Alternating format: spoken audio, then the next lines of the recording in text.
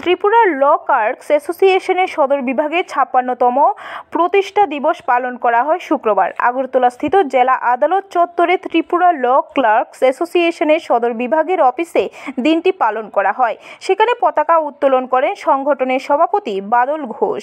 পরে সংগঠনের যে সকল সদস্য প্রয়াত হয়েছেন তাদের প্রতিকৃতিতে ফুল দিয়ে ওনাদের প্রতি শ্রদ্ধা নিবেদন করেন সংগঠনের সভাপতি, সম্পাদক সহ অন্যান্য সদস্যরা। পরে সংগঠনের নেতৃত্ব বিস্তারিত তুলে ধরেন।